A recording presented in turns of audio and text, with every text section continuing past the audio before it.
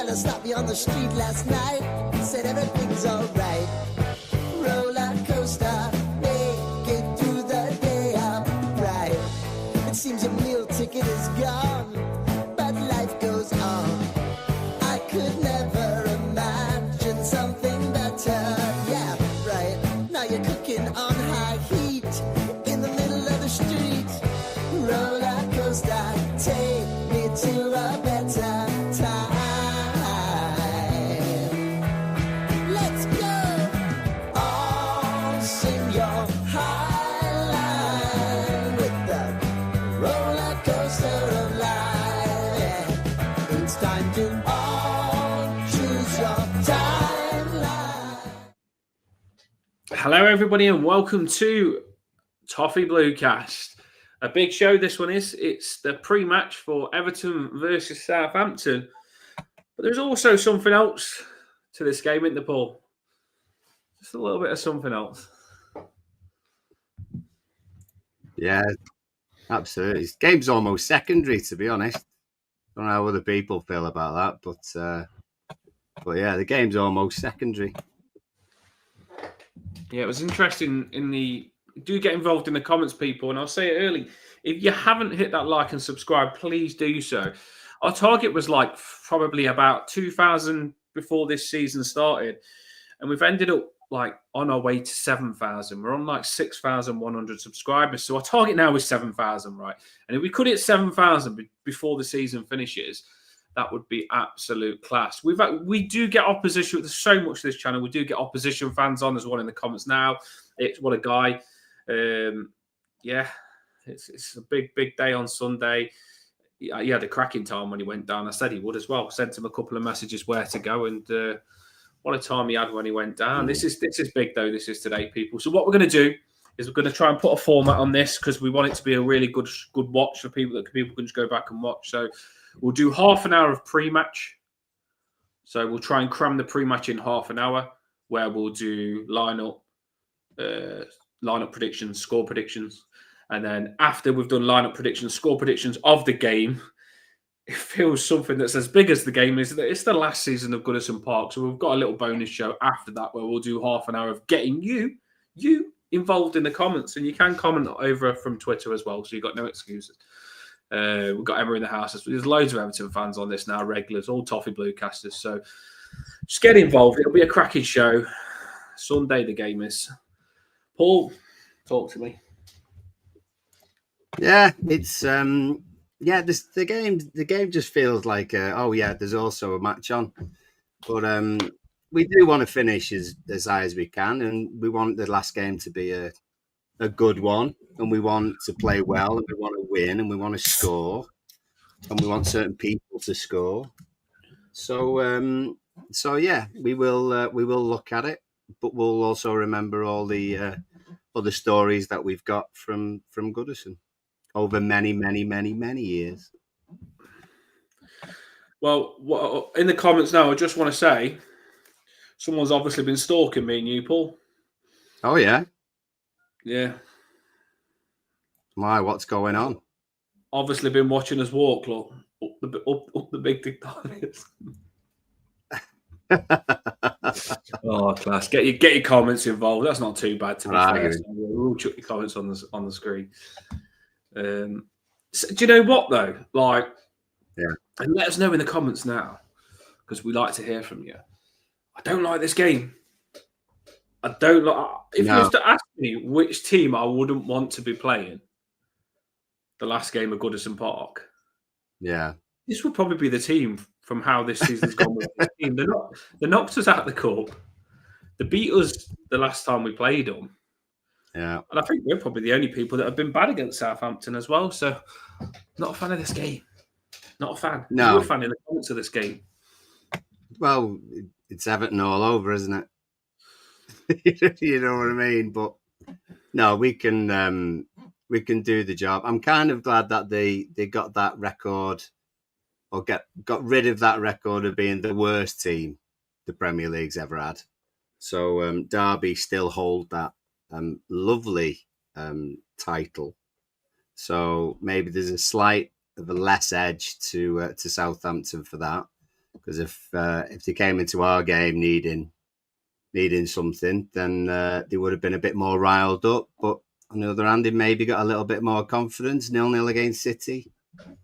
Didn't think City were actually that great either on the day. So, yeah, they're just awkward. They're just awkward. But we've got more than enough in the tank to do the job. Do the job properly. Moisey won't let them sort of piss about. Do you know what I mean? We still got to play well to win the game, but there's absolutely no reason why we can't. Yeah, they got nothing to play for, and I think they're just figuring themselves out a little bit. Decent result against Manchester City. Decent result against Manchester City. And we said we're going to blast through this pre-match so we can hit some Goodison memories. So get your Goodison memories ready. Paul's got some stuff for you to chuck on the screen after the pre-match. Let's have a look to see what I can. This is what they played last game. If I can get it up. Here we go. Should be there. There we go. That's who played for them last game. There we go. So this is the team that they played. Ramsdale in goals, England's number one. The defence looks a bit shambles. Midfield ain't that bad. That centre midfield is decent. Downs is okay. Diblin's a decent striker. Did you think by looking at this that they played Mark? See, that's what I don't like, Paul. Do you know the player that they've got up front there, Suleimani or whatever his name is? I really like him. I really wanted him when we was linked to him. And I know a lot of people from who he plays for international that said to me, he's as good as Kudos. He is like a proper talented player. We've seen him against Liverpool where he scored that goal where he took them all on. But he hasn't shown it at Southampton completely. So I don't like coming up against a player that I really wanted, basically. That's what I'm saying. He's fast, he's skillful. He's a bit like Ilman and Jai. I don't think... he's dangerous. Yeah, I don't think many of them have particularly, done themselves any justice. But they're maybe, they're playing. We've got lads who are playing for their contracts. They've got lads who are in the shop window. If they want to stay in the Premier League, they have to do something half decent. Lads like him are just tricky up front. They've almost got nothing to lose. So if anything, they're a little bit more dangerous. Do you know what I mean? Yeah, I agree. So I don't. Yeah, I think I just know he's a good. So I would still personally sign him if we got the opportunity because he is a winger that is twice as skillful as Harrison, and I think he could be class. But everyone will say, "Oh, no, he's crap because he plays for Southampton. They've gone down, and if he was good, they wouldn't have gone down." But one player doesn't make a team, and I know he's decent basically. But if we have got one of the best centre backs in the world in Branthwaite, so I'd probably say to Branthwaite, just be on your toes. He could play on the wing, he could play up front, so just got to keep our eyes on him. For me, that's the only big threat that I see in this team. What do you think when you look at this team, Paul? And in the comments as well, what are you thinking when you look at this Southampton team? I think, I look back and I think, how the bloody hell did we lose twice against them? That's what I think, to be honest. But they have got slightly different lineups than what they had. I'm just looking at the team that they put out against us when we played them in November. I'm just doing a quick screen grab of that. Just bear with me just for 1 minute. I'll. Nick Carr says Diblin is a player, so he's one that Nick Carr says Diblin is one to watch. There's been a lot of transfer talk on him. He is pretty good. Paul's is in the house. Loads of people in the house. Keep your comments flooding in. This was so the one that you're looking at now is what we think he's going to be playing against. There's this, if I've done the right thing. That's what the teams were when we last played them. Let me try and zoom in a little bit so it's a bit easier for people.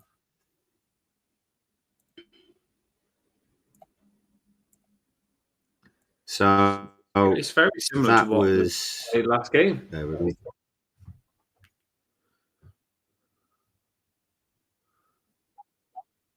It is a little bit. At Ramsdale, they had a back five. Walker Peters was in there. Manning, Stevens, Bednarek's obviously always been there. But they had Lallana, Downs, Fernandez. But they had Armstrong and Archer up front. So it's like they've changed. They have changed a little bit.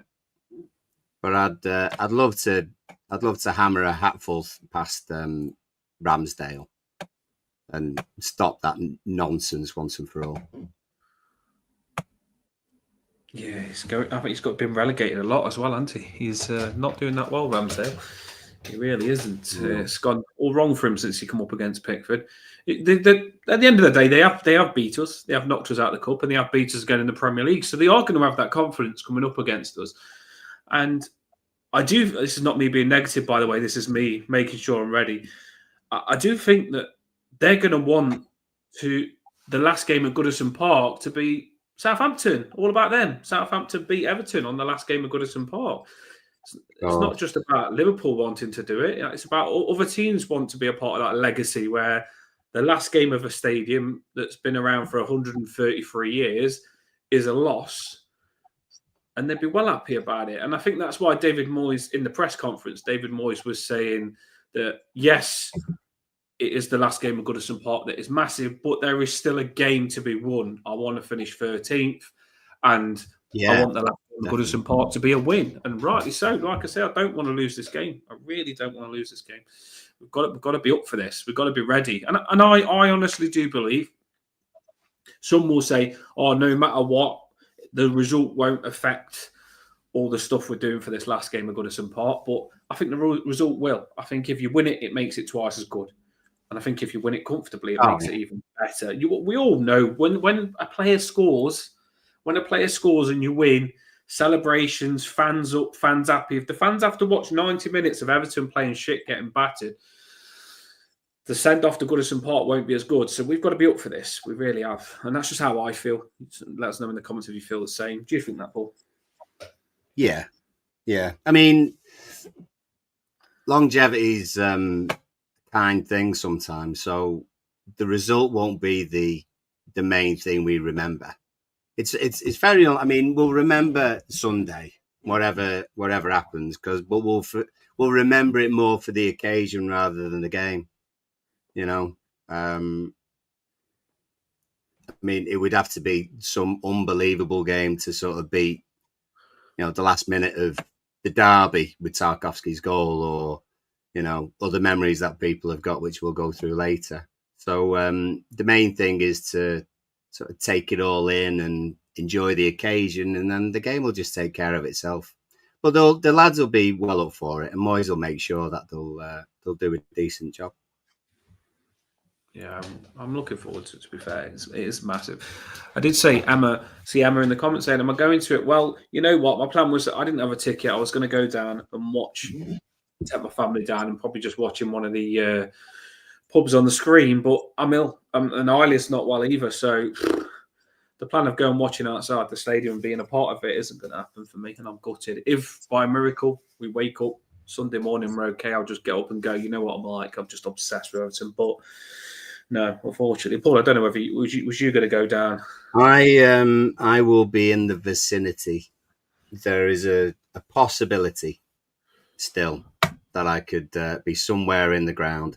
It might involve some sort of paragliding or parachute, yet to be confirmed. But I will either be outside of the ground or inside of the ground. Yeah, a lot of people will want to go and can't get tickets. It's going to be a complete sellout. Of course, it is.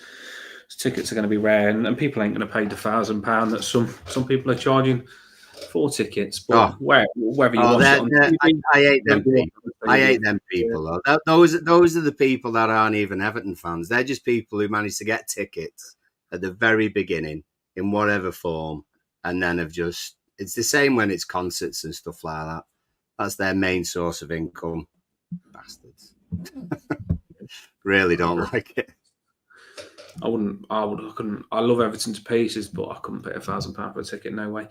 Not in a billion years. Right. So let's have a look at our lineup then. Let's do our lineup. You got the lineup, Paul. So we'll do our lineup. Do you want to do? Should we do? Should we do lineup builder? Do we or? It's up to Do you want to do a lineup builder, or shall I just throw one?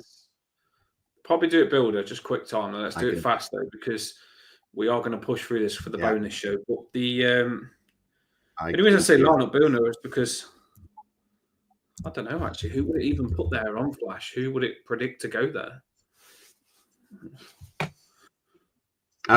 It's a good point. I can tell you, but at the same time, let's just go. Let's do ours. Oh, you want to do ours then? Let's do ours. We'll go Flash. I'm not. Go Flash. You sure? Okay. Right. We'll bear with me. Comments here. Emma, are you going, Emma? We are meeting at 9:30 by Dixie Dean. Paul, come see us. Have you got a ticket, Emma, or are you just doing the outside, being part of it? There's a lot going on, so if I do get better, I'll tell you something. I'll be there. I'm tempted, but I've got bad throat, cold. Yeah. And I live also with a baby. Something to be aware of, though. Something to be aware of potentially, because this was the case for the Ipswich game, is that the fan zone was only you only were able to get in the fan zone if you had a ticket for the Ipswich game. So that may well be the case for Sunday. So that's a possibility. That's not confirmed in any sort of. That's just what I heard from the Ipswich game. So it could be the case.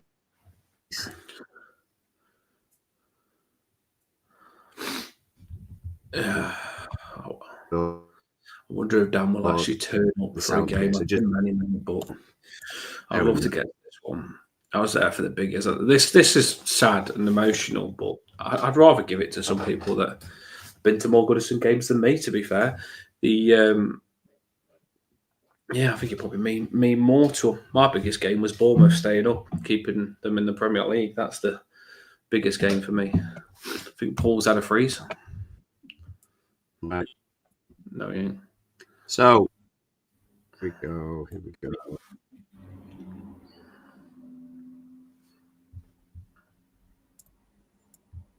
I'm not sure whether this Flash Go one will be the one, but we'll let people decide.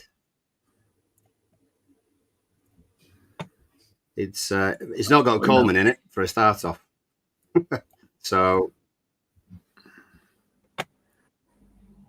What do you think on Bellew and the other guy being the main speakers for the game? I mean, we chuck topics on. Let us know. What do you mean the main speakers? I don't know. It just said Bellew and I can't remember the other guy. What do you mean the main speakers? A few people was moaning about it. It just said Bellew and they'll be doing something after the game or before the game. Basically, they're the legends, right? There'll be all sorts. Hey, to be honest, Neville's there tomorrow. Not tomorrow, on Sunday. Neville Southall's there. He's not sure about going on the pitch yet, but according to his Twitter feed, he's definitely going to be there on Sunday. So that's an improvement. That's good. It says award-winning television presenter Gethin Jones and former world champion boxer Tony Bellew. Gethin Jones, right? Okay. Will be a host of a special post-match ceremony on Sunday as Everton senior men's team say farewell to Goodison Park. Yeah. What was it? Some people say there is a reaction says there is a do. There's a schedule, like an itinerary going, doing the rounds at the moment, which has got the times of when things are happening, but it doesn't actually say who the guests are specifically or the acts are. But there's certainly a stage and band or some sort of rigging needing putting up and for people who play music. So anyway, here's the lineup that is suggested by Flash Scores. Whether that will be the case, I'd argue the fact that maybe it wouldn't be, but it depends on your thinking. Right. So people, get your lineups in the comments. I can see Nick Carr's already got his in. Get your lineups on. We have got to go through this in half an hour, so we're blasting it through the pre-match because we're getting a bit of Goodison Park involved at the end of this show. Me and Paul are going to fiddle about with this to agree with a lineup. I think Mikalenko, Pickford, yes. Mikalenko, yes. Branthwaite, yes. O'Brien, thank God you're back, yes. Although Michael Keane, well done for playing well last game. Don't get on my back. Given right, people. Right. Ashley Young, right back. Moyes did say it's still important we win this game. Sulemana could come against whoever's right back. So let's not beat around the bush. Whoever's playing right back has got a really hard game. So,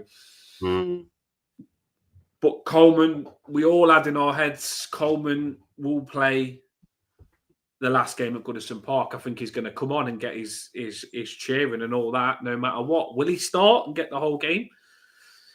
It's one of them that you've got to look after him, because if he starts and gets smashed up, it's not a good last game at Goodison Park for Coleman, is it, Paul? So no, and a lot of it depends on the way the game goes as well.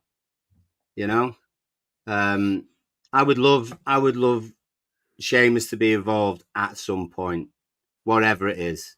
Whether he comes on as sub and that's when he gets his absolute, standing ovation, or he starts and then is subbed eventually or whatever, and then gets his standing ovation.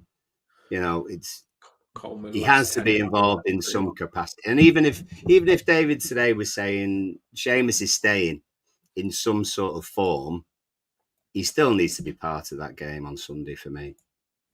Really, really does. Well, David Moyes has said in the press conference that Coleman will be here next season. Me and Paul, we spoke to each other on the phone before the show. We don't know whether that means he's going to be signed on another year like they're talking about with Ashley Young, or we don't know whether it's going to be like a Baines job in staff. Yeah. So I'm not sure. Well, I don't know what that means. Well, that itself, I mean, Bainesy it was the wrong year for him to finish, wasn't it? Because there was COVID and all that.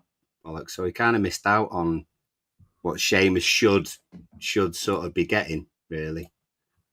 Yeah. So So I hope Seamus doesn't miss out, obviously, for that. Nick mentions, Coleman last 10 if we're 3-0 up. If we are 3-0 up, Nick.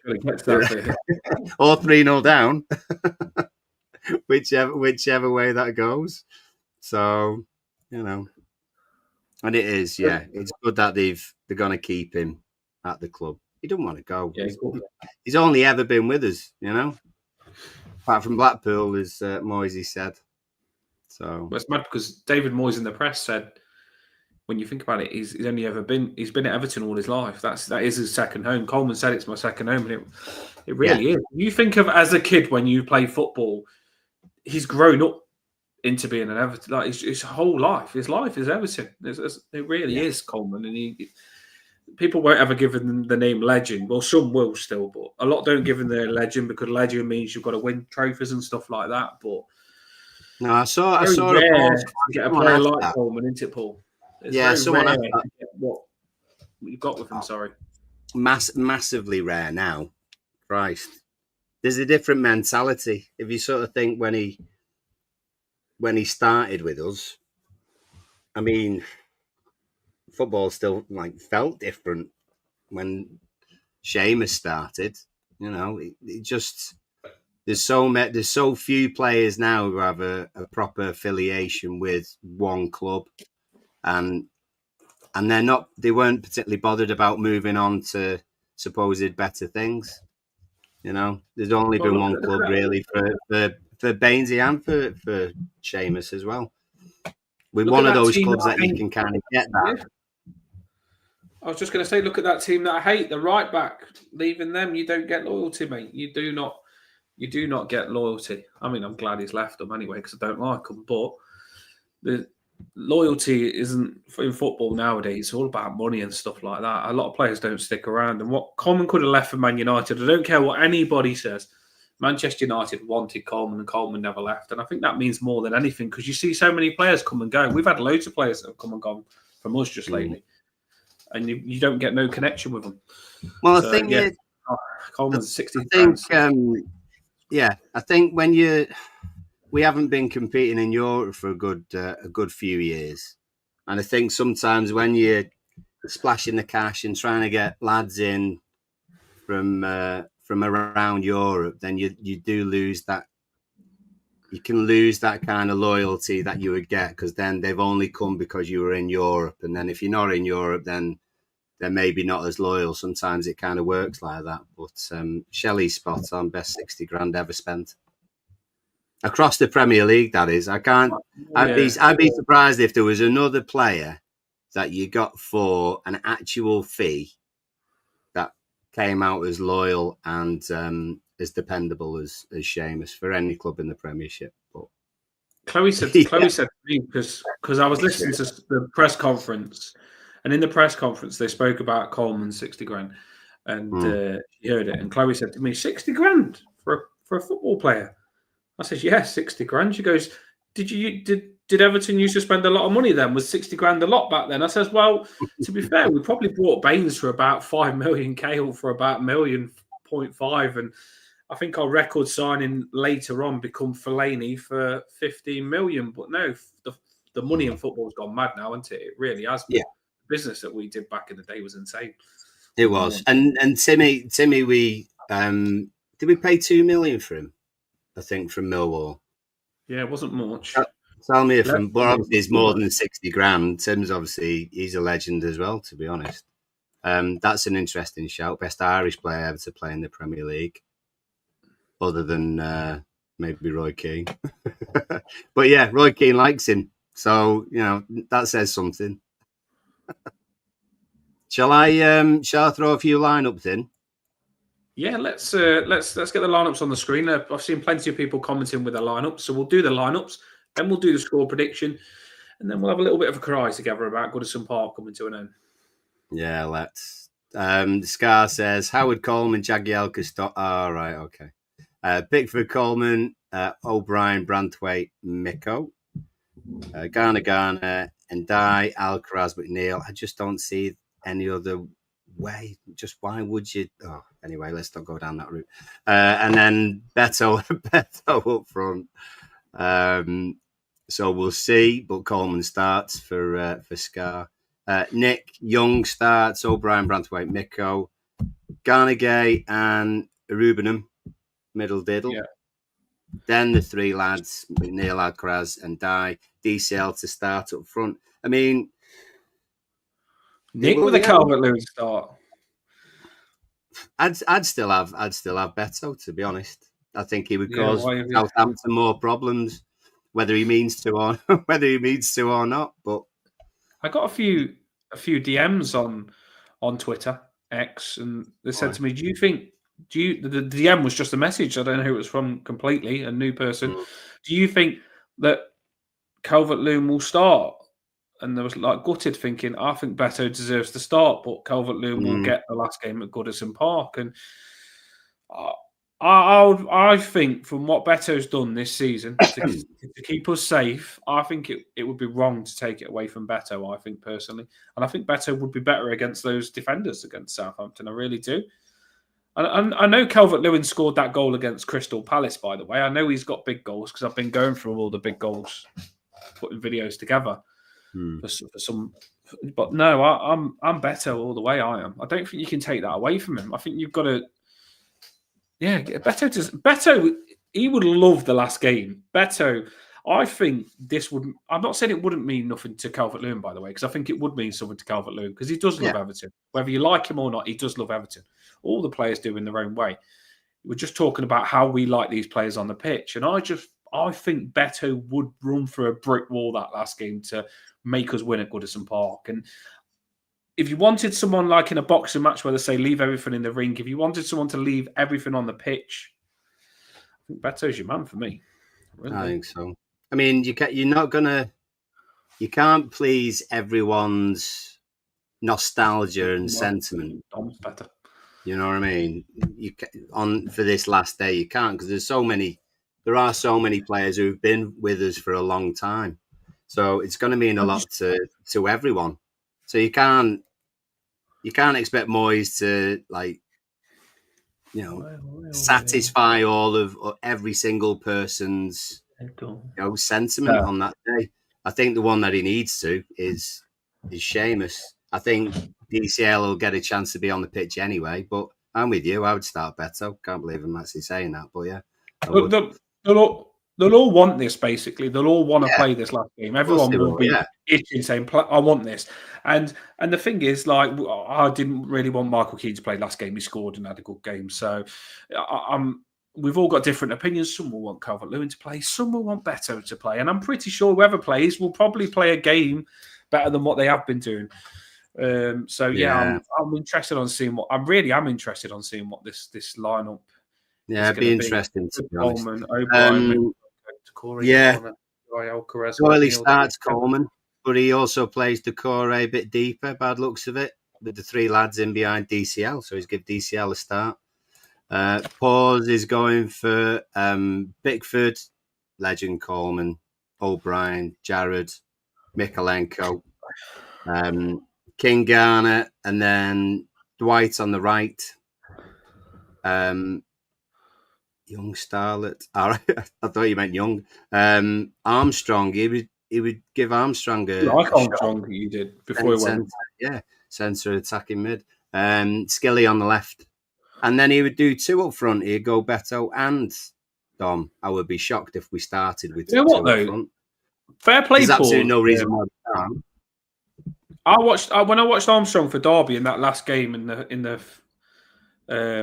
He sat in the number. He sat deep. He really did sit deep. I'd be interested to see, with the confidence that he's got from Derby, him at the side of Garnegay moving the ball about. I don't know whether David Moyes would take that risk. I don't know, but definitely something I want to see pre-season. Definitely. Yeah, agreed. We were just having a discussion there, Doyle and Paul's, about how. How much each appearance was worth. I like Shelley's shout of Sheeds, of course. I think Premier League was just a little bit too. He would have been in the Premier League for a bit, but it was only at the very beginning, to be honest. And 1-0 Chelsea. Oh well. I'm sure not able to play. I don't know. And a copy shout, say, put the candle out. We are the big. He loves his Willie talk, doesn't he? Doesn't he? Yeah, he does like to put the word. I'm not going to say Dick. I'm going to change it to Willie because it sounds a bit more relaxed, right? And he likes the Willie talk. Not as aggressive. Yeah, Dick just sounds like brutal, doesn't it? He's going in for the kill. I think just Willie sounds like flop. You know what I mean? Dick sounds like boner. Willie sounds like flop. So, yeah, we should... let's move on, because the moment you start engaging with Tomo's comments, mate, it's just not good, is it? Especially when you mean. So, right. Hill Willie Stadium. Bramley more Willie. Bramley more big dicks. Yeah. Getting back on the football, though, the shout about Armstrong was that he's possibly not eligible. So Doyle says he's still a Derby player at the moment, but obviously their season's finished, so I'm not too sure on that one.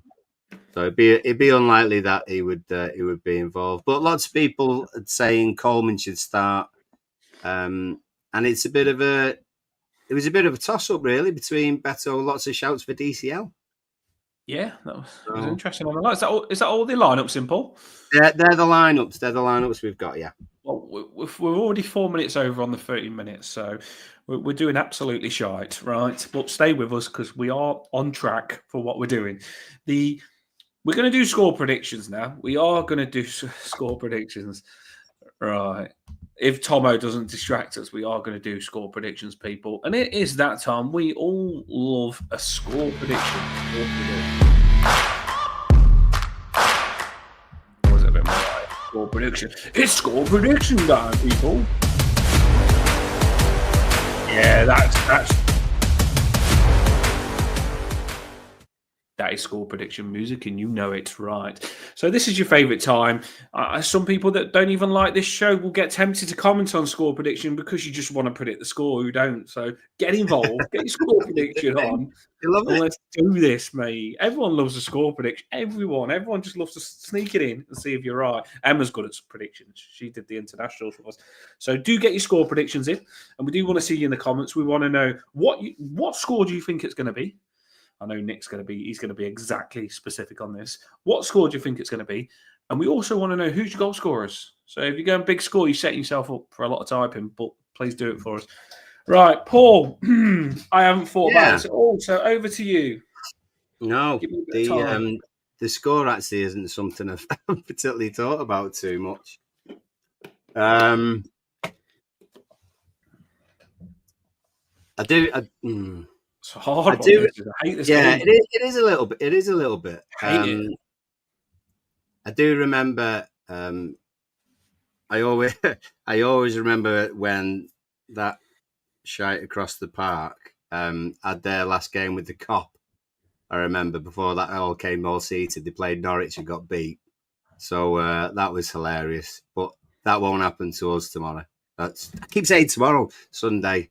So I'm thinking Ashley Cole.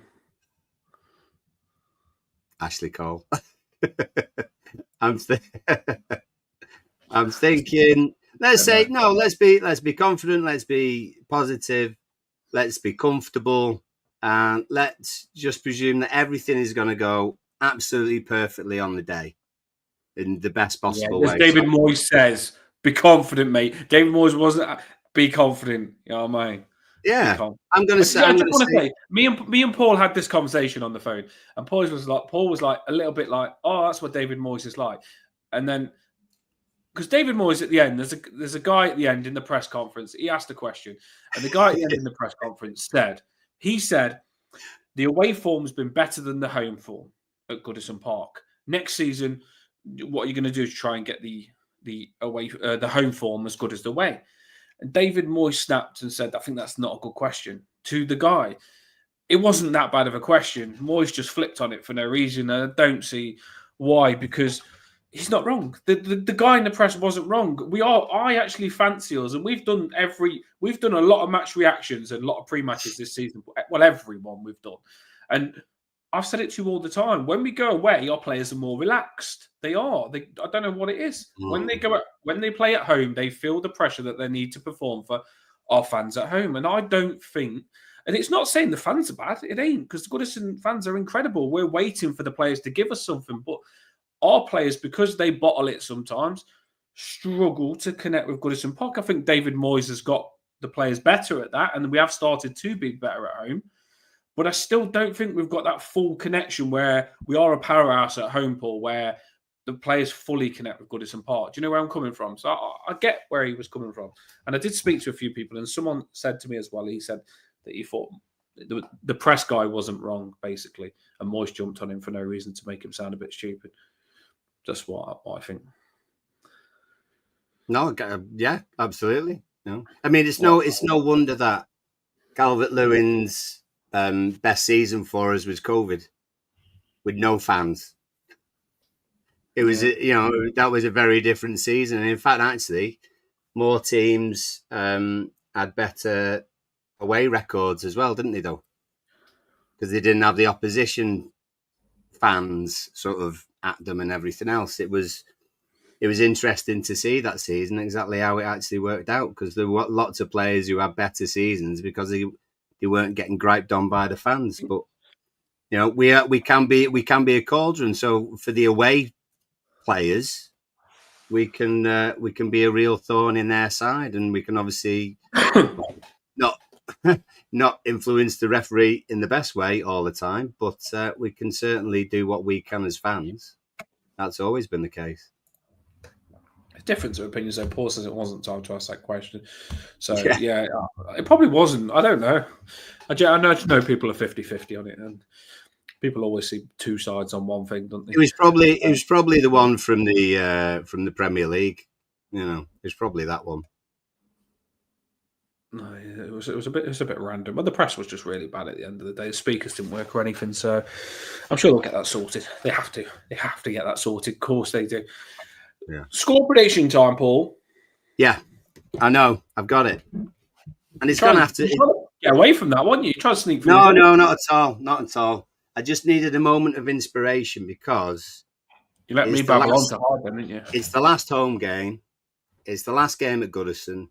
That means that it is the scoreline and the time for it to happen. So it will be 4-1. It will be 4-1. 4-1. Paul has gone. Yeah. That's massive for you, that is, mate. That's like. I don't normally do that, do I? I don't normally do heavy, that is. Heavy. 4-1. No. And you know what? They may even score first. I bet it'd be an own goal and all. It'll ricochet off Ashley Young's arse or something. But there, we'll get the 4. Hat trick I don't know about. But I think Beto will be on the score sheet. I think, well, it's inevitable, isn't it? The Corey will be on the score sheet. I think Branthwaite will be on the score sheet. And then, could it happen?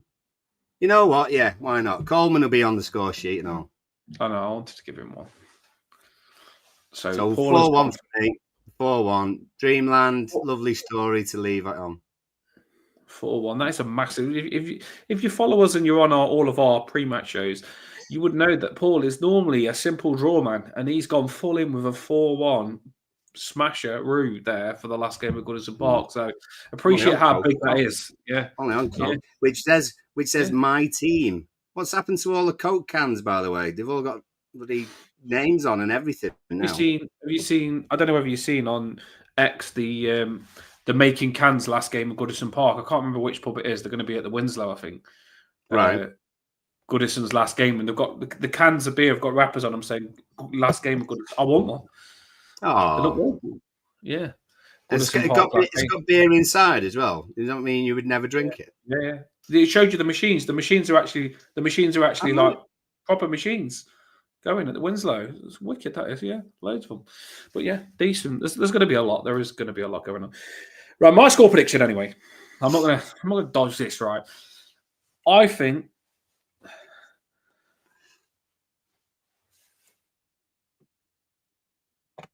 It's irritating because you want everyone to score, don't you? You generally want everyone to have the best game ever here. It's so irritating but then I have to realise that Southampton ain't shit and they're going to be up for it. So I'm going to go 2-0, and I wanted to go 6-0. My head said 2-0 or 6-0, and I was close to going 6. Right, yeah. But I'm going to go 2-0 because I think Southampton, when we played them last time, can pass the ball well. They do have a bit of possession. They're better at passing than us. I hope that we've changed that. I think we have a little bit now. Dyche's gone, Dinosaur. Don't know why he's been coming out of the woodwork since we've stayed up. So 2-0. Illiman and Jai to score first. I think he could unlock Southampton. He'll like playing against Southampton, and Jai will skillful against their dodgy defenders. And then I'm going to go for. I think Jake O'Brien. You know, it's his birthday the other day, wasn't it? Jake O'B, mate. Oh, mate, yeah. Jake the Snake. Yeah, I was watching his video of his goal where he dived in and smashed the header in. I could see Jake O'Brien putting on it from a set piece. Yeah. Yeah, there we go then, people. That feels like a crap score prediction, that does. I feel like I've really betrayed Everton 2-0. I feel like I should have gone bigger. Simple for me, that is. 85-86 season, when we had Lineker for a year, we played Southampton last day at home. We needed to do our bit, and Shite needed to lose, but they didn't. But we beat Southampton. I think it was 6-1 on the day. I think Lineker got hat trick. So you never know. Never know. Shall I show some score predictions? He's not normally on Coca-Cola. Let's just say that, mate. He's normally very I'm not. heavy. I'm not normally. I've only got 2 cans in though, so didn't want to go early. Yeah, save them for tomorrow or Sunday. Yeah, exactly. Is it Freaky Friday with your predictions? Maybe it is. Maybe we've switched. I know. Are we on it different doesn't feel sides? like that. Are we actually I'm on not. different sides of the thing as well now? Or Must be we this like cold out- getting into my head, you know. This cold must have made me all protective and fragile. I don't even want to go big on my score. No, I don't know what it is. I don't like Southampton. I really don't. I've been on a lot of Premier League shows where we talk about every team, and they took the piss out of me that we got beat by Southampton. I don't see this as a small challenge. People do remember, No. we played them twice and they beat us twice. So if we used to win 2-0. I'm happy with that. It's not as big as I want. I want it to be 10-0, but 2-0 is my score prediction, Emma. Sorry. Cool. Team down. Right. What have you Come got on. in the comments then? So, mixed bag. Danny's gone 3-1. Oh, Danny Ellis, lovely lad. Nick's very specific, but not big. 1-0. Ooh. Pickford, 86th minute pen. So, you know. See, I would go Pickford, but I'm thinking the last game of the season against Newcastle, Pickford. They hate Pickford, you know. I've been putting Pickford stuff up. I'll tell you something. He takes a penalty at the Gallagher end. That would be. Yeah, I put the Pickford Mackham song up. He'd have to score though, wouldn't he? He'd have to score. Did you like the Pickford Mackham song? Yeah, I thought it was good. Yeah, I thought it was all right. Yeah. Mark says a 1-0 defeat, small bone. Thanks, Mark. Emma gone 3-1. Doyley 5-0. And Die 2 for Dominic, McNeil and Alcaraz. Pause on the 4-0. Beto and Die. Pickford penalty. And I asked Julia to ask Moyes to give it to JP if we get one. Oh, sorry. Yeah. And Pickford penalty. There we go. Well, let's see. You wouldn't forget that, though, would you? Tomo says 3-1. So does Scar, Beto, Garner, McNeil. Clark, he said 3 or 4 would be nice. Of course he would. Absolutely. Rod thinks 3. It'll be 3. Coleman, Pickford, and Dane Judy Dench. Love that. There's some classic comments on the show tonight, people. Keep it coming. Do make me smile. Throw Amanda Holden on up front for the last 5 minutes. You never know what'll happen. 3-0 for He's class now. He scored that goal. I know. Emma's 3-1 is 1 for McNeil, 1 for O'Brien, and 1 for Kenny Beto. Is it Kenny Beto? Oh, Beto, of course. Yeah, of course. Clark is scoring. Emma thinks it would be. Pickford pen would be amazing. Shelley scorers, Skillyman, Beto, and Charlie. Charlie on the score sheet would be good, wouldn't it? I think that would possibly nail in his deal, I hope, which he gets. Clarkey went 4-0. Leo went 5-0. Why not? Clarkey's 4 are Coleman, Alcaraz, Beto, and O'Brien. And there might be a couple of us at the end. Do you know when I spoke to Begovic the other day, I should have asked him to get Pickford on the penalties. I should have said to Begovic, have a word with Pickford and get on the penalties. Yeah, we need it to happen. Yeah, I should have slipped that into Begovic. I regret not doing it. It was. Yeah, it was 6-1, wasn't it? Lulu had to get in 7-0 at work. 7-0, where they'd have to write it in brackets on the Vinny printer as well. That'll be awesome. See you soon. Appreciate you popping in, Lulu, as well, mate. Sport Channel big time this season, and hope you have a good day, good night at work, whatever time it is there. I don't know whether it's your morning, your night, or your tea time. I don't know, Lulu, but have a good day at work. Yeah, early day. No, sort of. Yeah, how many hours are they? Probably evening, coming towards the evening, maybe. Beto hat-trick for Lee is 5-0 with McNeil and Die. Nick was only messing 1-0 Pickford pen. So he's gone 3-1 for us. And Die 17th. He's changed, hasn't he? ECL 36th minute. McNeil 60th. Are you saying, Nick? Are you saying that Dibbling is going to be the final scorer at Goodison? Yeah. You didn't think about that, Nick. Nick Carr, he's normally thinking man about everything. alive! What? He's not done his own work properly there. He's rushed his own work. You know what I mean, Paul? That's Give him a little tick on that last unbelievable. one. Cross The on that last last goal one. scorer is someone called Dibbling. Yeah. You're dibbling Bit with us there, worried about Nick. that. You are dibbling with us there, Nick, I tell you, mate. Nick, change it again. Nick bottled it then, because Nick went low, and then he felt bad, and he changed it quick, and he said I was only joking. But he wasn't. He wasn't joking, by the way. He just did what I did and felt bad. And I feel like Is that changing what the it tune was? on now. I'm Maybe not it gonna, was. I know how it works. Maybe it Yeah, I know. Because I felt the same. All right. He says, "Are we gonna cry on Sunday?" Tomo says, because he is. Keep saying that to me. Chloe said to me, like, because obviously I'm bunged up and I don't think I'm going to be able to go and watch it in the pub with. I was going to watch it with Paul maybe, and Chloe said, "Would you cry if you went?" She said to me. I goes, "I don't know," and she goes, "Would Paul cry?" And she goes, "I guess I don't know if he cries." And she goes, "What would you do if he cries?" I go, "I don't know what I'd do if he cries." She'll be laughing her head off now. It's probably a conversation I shouldn't have said, but yeah, she'll be laughing. I don't know what I'd do. I guess we'll find out. Yeah, there's going to be a lot of people. There is going to be a lot of people that cry, but sometimes you don't know if you're going to cry. But do you know what? Do you know where it's going to be like a yawn? Basically, I think it's going to be like a yawn in Goodison Park. I think if someone yawns and the next person yawns and it can pass on, it's going to be like that. It's going to be, I think, if one person cries, someone next to them might get a bit emotional looking at them. Sometimes it can be like that, can't it? You know what I mean? I think. Yeah. Well, there's going to be. Obviously, there's music, isn't there? You know, and it's not going to be all. There's gonna be. This is why I love the topic Bluecast, Paul. This is why I love the topic Bluecast. Keep what you're saying on you, but this is why I love the topic Bluecast, because Tomo's gone from talking big dick to frigging crying his eyes out now. This is what Everton's all about.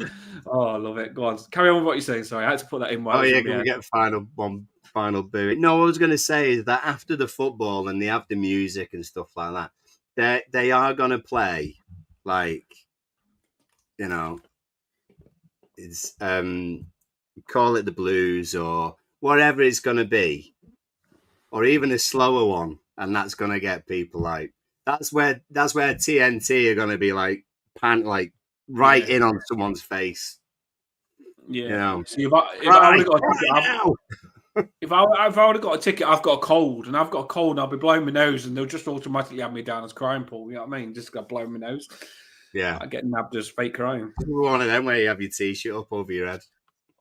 Are we going to get a pitch invasion? I don't know what they're going to do. I don't think they will, though, because there's stuff set up afterwards, and I think if you get your pitch invasion, it's going to kill what they're doing after the game. So they might have done that deliberately, to possibly. I mean, the thing is, there was a bit of clickbait on social media before saying that it would. I was saying that Goodison is allowed to let Everton fans do something that you're not allowed to do. And it kind of implied that was a pitch invasion, but actually what it was having the bar open longer. so that's what they've allowed us to do. I don't think, it's a beer invasion. So I don't think it'll be a pitch. Pauser says, I have a prediction, and this is genuine. Elton John will appear on the screen at the start singing. I guess that's why they call it the blues. Probably might do. I think that'd be good, to be fair. Not mine. We all love that song. Maybe. I think if it was Watford, he definitely would. Whether he'd do it for us, he might still hold a grudge. To be honest, he might not do it for us. He's already been at that big game for Watford, hasn't he, back in the day? So I don't think. Yeah, well, we beat him in the cup final 2-0. Yeah, exactly. In the cup final, yeah. So I remember, that was me learning my history a little bit. I remember that. Yeah. So, don't cry from me, Harry Mina. There's a song. There's a musical. What I'm saying, a song. Absolutely. Get Susan Boyle to sing that. Susan Boyle. That'd be class. Elton John would flying on a rocket with a parachute and land on a piano in the centre circle and play Call It the Blues. I mean, that is a disaster waiting to happen. And one we would all relish seeing at some point. I'm glad this is going into this now, because this is kind of the bonus show. It's the added bonus stuff. Me and Paul said we'd talk a bit about some things just go, don't they? And that's what's happened now. Is a lot of people are talking about what this game's going to be, what's going to happen, what can happen, and that's all the score predictions done now. And it's not probably the best pre-match we've ever done, but we kind of want to push through it and get to this part now, where we just want to talk about Goodison Park. And I know Paul's got a few things he'll chuck on the screen. Some people are talking about Elton John flying in on a rocket. I'm not sure at his age whether it'd be safe, but I'm game for watching it. I don't know. Here's a question for you, Paul, before you chuck your stuff on the screen that's planned. Here's a question for you. It'd be interesting. There's two players that I would love to see at this game, right? Two players that I would love to see at this game. And these two players, I think, are more Goodison Park than most players. And we'll talk about who our favourite players are. These two players are not my favourite players, but I think these two players are Goodison Park all over, yeah? I'll tell you who they are. The first one is Joseph Yobo. I'd love to see... where's he been? Where's Joseph Yobo been? Yeah. Like the Nigerian king. Where is he? Joseph Yobo, mate, used to do like a flying kick, fall over, miss the ball, but be that fast that he'd get back to it and clear it, because Joseph Yobo was probably the fastest player in the world. So I'd love to see Joseph Yobo there. And another player, I think, if you haven't got him on the commentary or on the speakers, Tony Ibbott. Tony Ibbott is probably the most talented. That'd be nice, wouldn't it? Yeah, Joseph Yobo and Tony Ibbott, those two players, don't forget about them, mate. Get them there. If you ain't got tickets for them, and you're listening, remember when Joseph Yobo and Tony Ibbott. There was a people in the comments correct me, because I won't get this spot on, but there was going to be it was a bunch of players who was going to be there, and I can't remember if it was earlier on this season or it was the end of last season, but I think it was cancelled in the end. But it was players like Royston Drenthe and was Mark Pembridge another one? I can't remember who it was, but it was just mad like that. Absolutely ridiculous. He was in that yellow. Do you know that yellow, the goldy yellow kit that I put up on the short? That nice kit. He was in that. Trevor was. He played when Landon Donovan played. Landon Donovan and Drenthe on the wings. That's some wingers. That is. Shame we didn't have them long, because they were two good wingers. They were. No, they were at that time. Yeah. There was a chance of. There's a chance it could have gone. Yeah, Strackwell Arzi. Oh dear. This is Joe Yobo's Yo-Yo, who should be in this conversation. Yeah, this is like his prime area. Absolute prime area. He'd be coming out with Tobias Linderoth and all sorts about now. Imagine if they literally, this would be insane. If they literally played the Undertaker music and the whole lights went off in Goodison Park, and then you seen Lee Ty come out of prison, you know what I mean, with his handcuffs off. You know what I mean? That's the entrance. Lee Ty tunnels up. I don't know what's happened to him in prison. So I don't even. Yeah, I don't know what's happened. Mad escape. Yeah. Oh, the classics. Let us know more stuff on this. I have been trying to get some pictures up, and I'm still trying. So bear with me. But I've got a couple of messages. One of them's from Paws, actually. So if he's still around, bless him. He was on 9% earlier on. When we had a chat with Mark Thomas on Sunday, Paws sent me a lovely message, just a story to share, really. But we didn't get a chance to do it, and I really apologised. So I just wanted to share it with you now, really. So he says, having worked for a football team back in the late noughties, I was lucky to share with them their last day at their old stadium. It will be a day of sadness, a day of reflection, but a day of closure. I'm gutted I can't make the last game, but I have too many memories from my first game against Man United, the big dunk putting us in Europe. My dad took me. He was a United season ticket holder and was in the away end, but he got me a ticket in the balcony because he knew how much it meant. But my favourite, most recent, was Dyche's first game against Arsenal.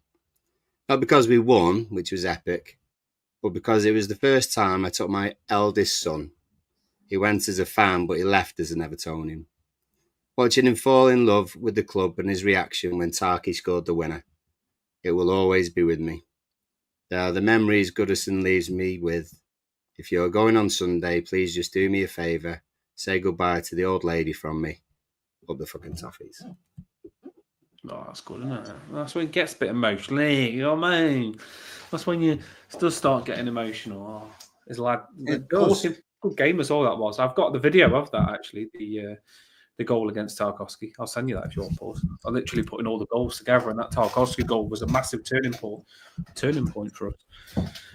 Yeah, I mean, I'm just sort of going to throw that question out there because there's a few people, Marco, I think, or Doyle had mentioned in one of the YouTube comments on the show on Sunday. He sort of said, could you ask people what their first game was or their last game was or their favourite goal and things like that? So throw them in. In the time that we've got left. Throw in your stories, even if it needs a little bit of typing, and we'll get them. We'll share them with everyone, and we'll pass on what you remember about Goodison. I've got 101 to be fair. I mean, my first game was, the first game I remember, because being from a family of Evertonians, I was taken to Goodison, I think. Whether it was in a pram or not, I'm not sure, but nowadays it would be frowned upon, I think. But I can't remember that one. The first one that I do remember was December 85, right? So 85, 86 season, Lineker's season, the white top half shirts and all that sort of stuff. Me and my dad sat in the main stand. It was my first time, the walk where you walk up the steps and you see the lights as well, because it was a night game, I think, or certainly it was dark anyway because it was winter. But then you see the pitch and the glow and everything else. And we won 3-1. Lineker got 2. Sharp got 1. Stapleton scored for them. Freezing, but, loved it. And for ages, I couldn't find any, it was 85, so it wasn't like you could, go on X or go on YouTube and watch highlights and stuff. I can't even remember seeing it since on TV or anything. I've got one photo of it, which is from a newspaper cutting, which I've since found sort of online, but it's just one of those where it's all up there, but it's not on here. So it probably is somewhere. I just haven't been clever enough to find it. But you never forget your first game, and you'll not forget your first game at Bramley Moor either. So again, like I said to Mark Thomas on Sunday, it's nice that we get to do that again. Walk up the first time and see the pitch, and especially if the lights are on. Imagine if your first game's a night game at Bramley Moor. That'd be awesome. But yeah, you never forget your first game at Goodison. So. See, my story is a little bit like Paul's though, Paul, because the thing is, I live Burton way, as I've said on the channel before, and I supported Everton. Not many people supported Everton in my area, which I liked. I hated Liverpool. And that was a big part of me supporting Everton, is because a lot of people did support Liverpool around Burton, and I like to rival against them, and I went with Everton against them. And Burton, you've got like Aston Villa not far away, you've got like Derby County, and I just didn't connect with any of those teams, Paul. And one of my mates, he was Aston Villa, and he was a season ticket. There's Aston Villa v Everton, and he was like, "I'll get you in. I can get you in the Aston Villa end to watch Aston Villa v Everton." And I was young, and I was like, no. But I went because Everton's 3 hours away. When you're young and you don't drive, it's hard to get there, isn't it? Yeah. I jumped in and I goes, "Oh yeah, go on then." And he Aston Villa's a decent ground, and he really did think that I would turn into an Aston Villa fan when I watched it. I think Berger scored, and Aston Villa actually beat Everton, but it didn't. He was like, do you want to come again? Do you want to support Aston Villa?" And I was like, "No, I don't. I don't want to support Aston Villa." And my cousin supported Derby. I went to watch Derby before against Everton. And I didn't go. I hadn't been to Goodison by then, and I watched Derby against Everton. Stuck with Everton, and then I went to watch Blackburn against Everton as well. One of my friends was a Blackburn fan. I went all the way to Blackburn. This was just because he transport sorted. Went to watch Blackburn v Everton at Blackburn, and tried to get me to support Blackburn. No, support Everton. So I've been through all these being in the away crowds to watch Everton, Paul, and people thought that would change my team, and I would never ever change because I just loved Everton more and more the more I supported them, and I just loved the players. The more you like the players as well, you Gravison, you had Carlsley, loving the players, Kevin Campbell, and then eventually further down the line, I got to go to Goodison Park. So you could imagine what it was like to be actually at Goodison Park after all that being in the opposition fans, and to actually not have to shut your mouth or anything like that and be actually at your stadium. My mum did take me in the end. She did actually take me because I kept wanting the Everton kits and all that, and she took me. And oh my God, it was insane. That it was just electric, and the stadium is just insane. Like I say, I don't just say this either. I've been to Blackburn. I've been to loads of grounds. I've been to Sheffield Wednesday. I've been to a lot of different grounds. Goodison Park is special, you know. It really is a special ground. I can't describe why it is, but the fans and with how close you are to the ground and the history, you feel it. It really is. It's something you can't describe. You could say a million things to describe it, but it still wouldn't describe it if you know where I'm coming from. So yeah, that's how I got into Everton. And some people will say, "Oh, you shouldn't support Everton," but at the end of the day, once Everton get you and you start liking them, you like them more and more and more, and you're not going away. Whether some local scouts want you to support them or not, I've supported them 25 years, and I bloody love them. I do love them. You're obsessed with them, ain't you? And I think when you've supported them for that long, 25 years relationship with football, you just can't. I love them. Even with all the crap that they've put through the last couple of seasons. No. No, you're not wrong. You're not wrong there, I tell you. do you want to show one or two of the stories, just while I'm gathering one or two bits? You might be a bit more on the ball too, show them. Where do they start? Because you was on them, weren't you? Yeah, if you go on to Starred, can you see Starred on yours? Yeah. Cool. Starting with Nick Garn story. He says, last game, Villa 1-0, January the 5th. Membership has been short for tickets since then.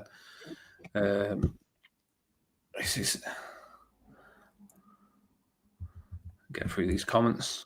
Do put your comments in. 1970 first game. Back of the street end with my brother and all the skinheads. Danny Elliott. Love some of these comments in it. My first derby was at the time when I was in the middle of the cop. Went with cousins who were Reds. Half time, we were 2 up and we lost 3-2. The shite God, I feel sorry for you on that one. You still remember it though, don't you? You first, like Paul said, but yeah, you do. Do that for you. I hate a loss against them.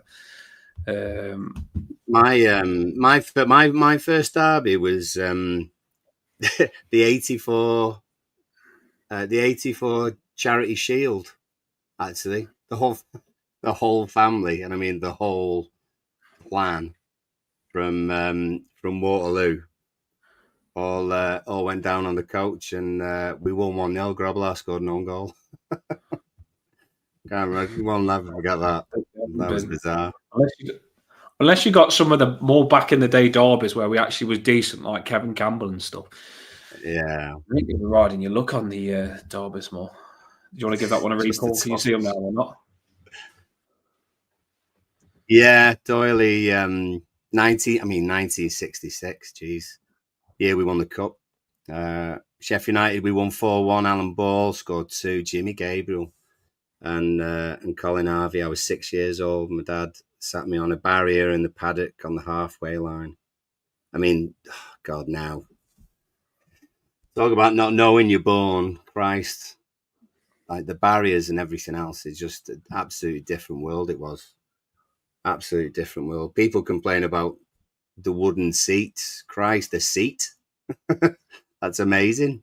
You know, because I love. Do you know what? Yeah.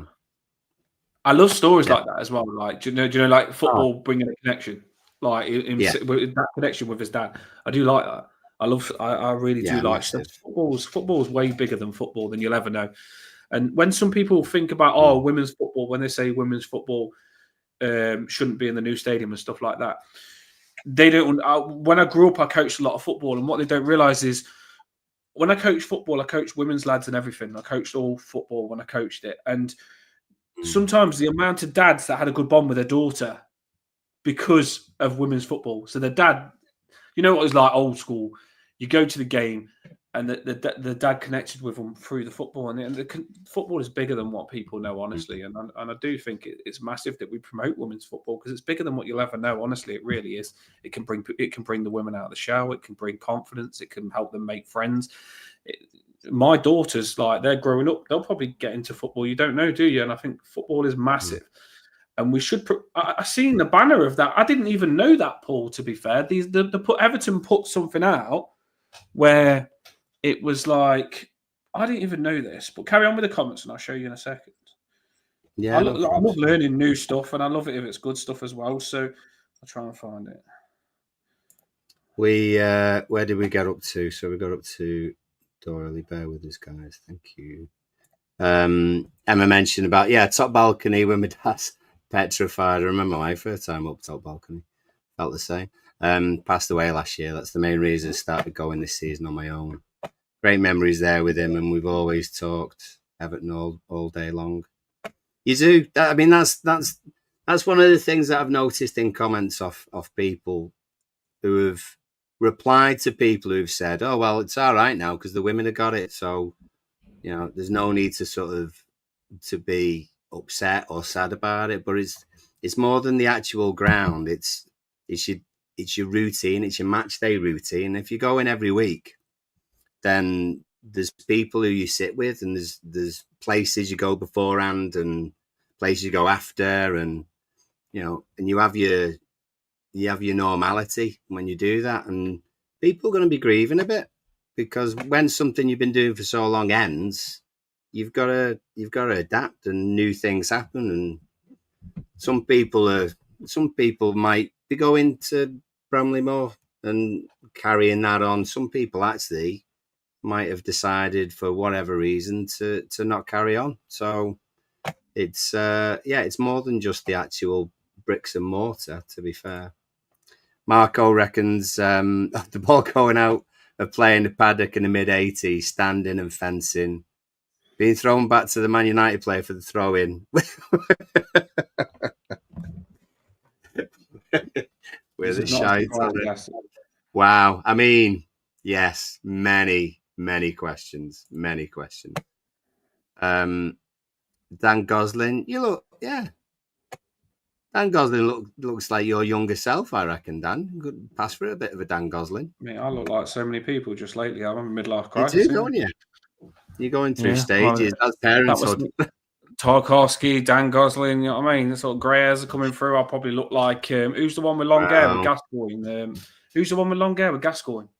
With a hairstyle advert. Gascoigne come out with a wig on. Ginola, David Ginola. Ginola, you know what I mean? Yeah. Yeah. Well, you never possibly. I mean, it's not very modest, but I mean, all I know is that I don't know what I know, but I'm changing every day. I'm like that woman out of X-Men that can evolve into different people. Oh yeah. Oh yeah. You know, yeah. Oh yeah. Yes, this was it. So yeah. So I didn't know this. Look, here we go. Wipe that comment away. Oh yeah. I didn't know this. Yeah. Look, I didn't even know that. Did you know that? No, I've seen the picture, but I've not read the caption before. Yeah, I just read it. And I found so much 1920, over 53,000 football fans crammed into Goodison Park with another 14,000 locked outside. There wasn't an awful lot to do, was there? To watch Dick Kerr ladies play St Helens. Yeah, just find it interesting. To be fair, I didn't even know that. Get behind women's football, make it big again. Sometimes you don't even know what we've done at Goodison Park, do you? You don't even know this stuff. Some people do. Well, whatever your feelings are on women's football, whether you like it or not, they're part of Everton Football Club, so they deserve your support just for that, really. So that's good. That's good, and that's 100 years ago plus. History down, man on a mission. It I can't is, believe it. You know what? Whilst I was trying to get that picture and actually put it on the screen, I can't believe it was getting called frigging Dan Gosling. Come on, Brad Pitt, Tom Cruise or something. Dan Gosling. Take Tarkovsky. They're old now, Dan. Dan, they're older than me. Yeah, I know, but come on, mate. I know I've got a Choose bit of a a younger cold. one. When I come back, you're going to be saying I look like frigging James Rodriguez, I tell you, or Charlie Elcris. Gomez would be a good one. Gomez would be Andre Gomez. I'll take that. Oh, sorry, I thought you meant from the Addams family. Oh, no. Andre Gomez is a good-looking geezer. Right. What else we got, Paul? Carry on. Danny mentioned that his season ticket from 8 years old has been going 35 years, missed one home game. Paul said that he's never been to a derby at Goodison Park. That's the only thing he'd change. Two, maybe three derbies I've been to, because I did miss a few others. But they were never the best games. 0-0. I remember one. My first one at Goodison was 0-0. They just cancelled each other out, to be honest. Doyle said my first away was 1968. Carlisle in the FA Cup won 2-0. Alan Ball scored. Dad worked on the railways, so we got the train for free, and there were loads of Everton fans there. I bet there was. We took people everywhere. My uncles were in their I'm going to say 20s, in the late 70s. So like semi-final in League Cups against Villa, and Cup semi-finals against West Ham and stuff like that. They would go everywhere, absolutely everywhere. Danny stopped going 2009 just because he had to look after his brother. So very gallant indeed. Never got the you have to be local to support Everton, especially nowadays. It's everywhere. I mean, we're absolutely global. And the thing is as well, if you want to compete in the biggest competitions, gone are the days where you can do it in just an L postcode, surely. On the postcode of that city. It's impossible to be able to do that now. You need sort of a global representation. We're actually, I love the fact that we've got ex-players who are American and well-known American players. Tim Howard's an absolute hero in sort of US football. And we've got lots of groups of fans in all lots of different cities, and you see them on social media getting together early hours of the morning. Absolutely ridiculous. But when they come over here and they come in groups or anything else, they absolutely love it. They absolutely love it, and fair play to them, because if you're travelling thousands of miles to watch Everton, then all credit to you. You deserve to have the best time. Mark, our guest on the show last time, he spoke on it really well. He spoke about people supporting Everton. He spoke on it really well, and I like what he said. And there's, even when you go on the Everton stuff that they're putting up now about the Goodison Park memory stuff, they're interviewing people from Ireland that have supported Goodison all their life, and all the family from Ireland support Goodison as well. We had Rob on from Ireland. Everton fans are all over, and I think you're just childish if you're trying to act like Everton's just it is a massive local club, but it's not just local. I think you should respect people that support it. I love that though. I love stories of that though. Like the kid for you on the roller coaster who said he's a subscriber. Hello, if you're watching, and he's a subscriber to Bluecast. I love when people go off on holiday and go absolutely anywhere in the world, and then suddenly there's someone with an Everton top on, or Oh, where are you from? Oh, who do you support? And then, do you know what I mean? It just happens everywhere. I love stuff like that, though. Absolutely love stuff like that. Here we go. Oh, Latchford's 30th. Oh, yeah. Actually, my dad was like an amateur photographer, and he took his camera. We played. You'll have to back me up on this, Nick. I think we played Chelsea at home, and Latchford needed. I can't remember how many he needed, but he needed to score at least one to get 30 in a season, which wasn't a regular thing then. It sort of happens quite a lot nowadays, you see, but it didn't happen as much then. And Latchford scored a header. My dad's got a cracking picture of it, and the old clock and everything else. I didn't even know these stories, to be fair. It's nice to share. Amazing. But I tell you what, as well, met Bob Latchford. He's an absolutely lovely fella.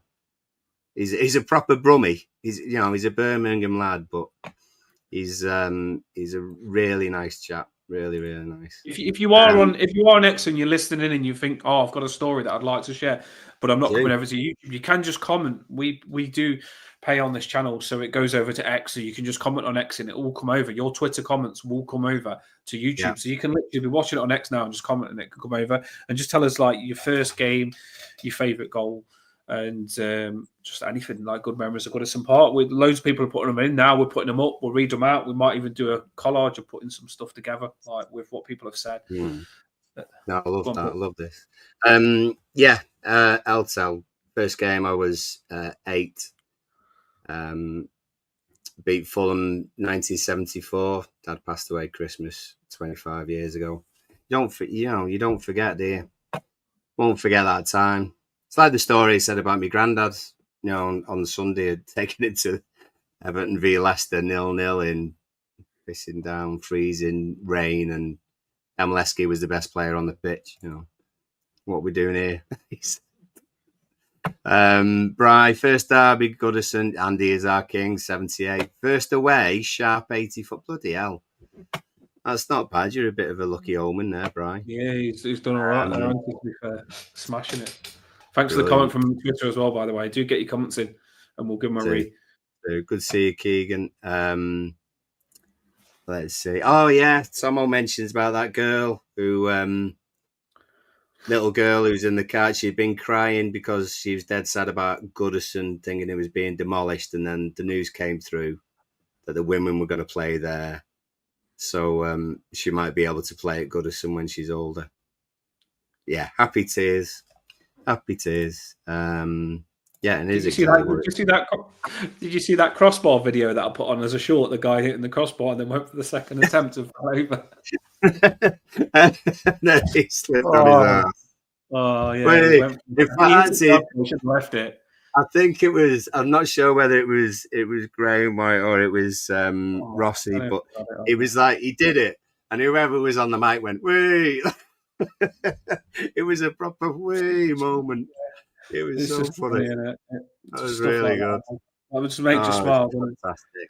Yeah, it was brilliant.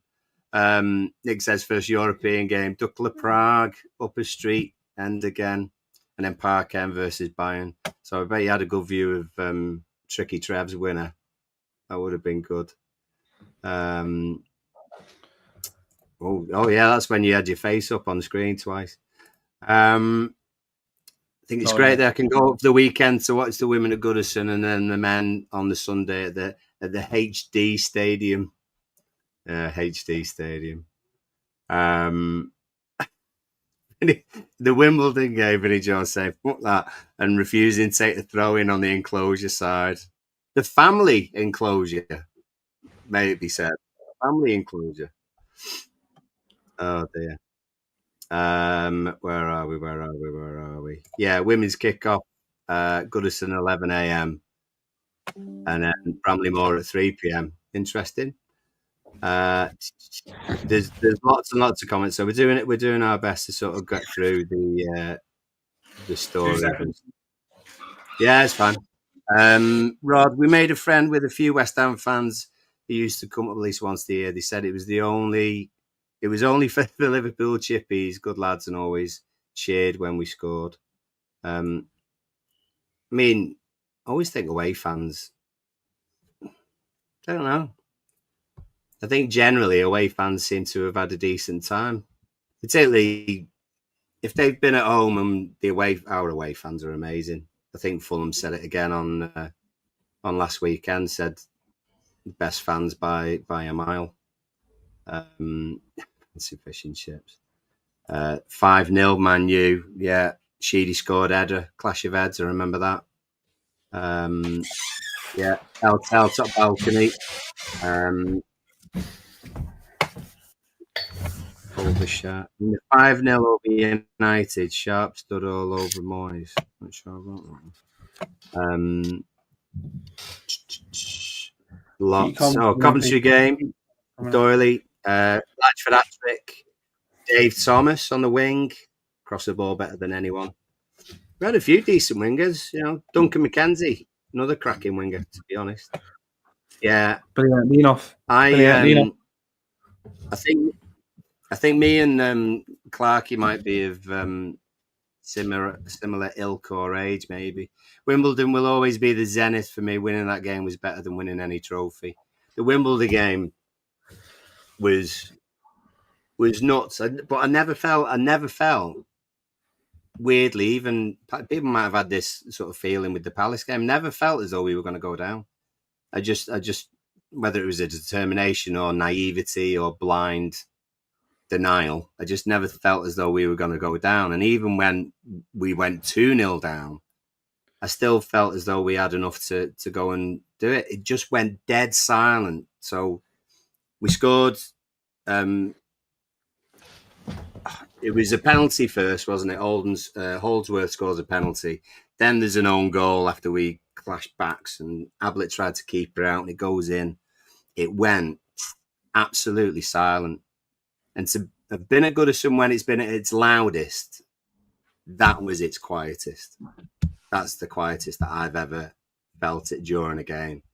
But then, and it wasn't just me, there would have been other people, but in my young head at the time, I just shouted. How old was I? I must have only been, I was probably about 16. And I just shouted, fuck. Just gone like that. And then a few minutes later and everything else, Limpard does what he does best and we get a penalty. And Horn's shot and Graham Stewart's, diamonds. Wonderful, tricky finish past Hans Sagar. Was just immense, absolutely immense. So I'm with you, Clarky. That was unbelievable. The Coventry one was more, that was panic. That was me hyperventilating after the final whistle. The Wimbledon one just felt so much better. Absolutely felt so much better. Comment from Dominic here. What do you think of the new stadium's name? What is that? What it's going to be? I did like the picture that someone had made of Harry Hill and David Dickinson as the two sponsors. But it doesn't matter. It honestly doesn't matter. As long as they're paying a fair wedge and we can buy some players from it, What is there been a name? Has that? I mean, is this something I don't know? I try and know everything, but is there a name of the new stadium? So there's a commercial law firm who have bought the naming rights. So it's going to be called the Hill Dickinson Stadium. The Hill Dickinson Stadium. Yeah. So can't call it the HD Stadium. It's not Brownlee Moore Dock now, or the Hill Dickinson Stadium. People, yeah, but I think locally people might just say, Brownlee Moore, or it might stick. It might stick, but as long as you pay a decent wage, I don't mind. In the end, it doesn't really matter, does it? It doesn't really matter.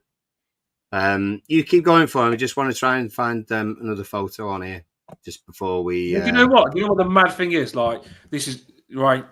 I didn't. It's all come together now. Yes, I didn't know this, and I've been on the Everton news all the time, and I didn't know this. I just thought we was going on about Willie talk for no reason. I didn't know. I thought you had a couple of Evers and you was on the Willie. I didn't know.